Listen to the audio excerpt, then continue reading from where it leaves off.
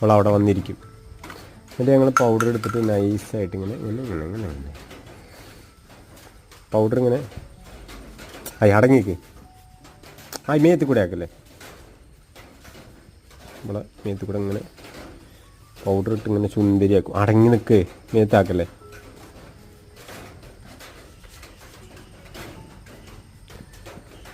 Powder ഇട്ട് കൊടുത്ത് കടത്താൻ കണ്ടില്ലേ.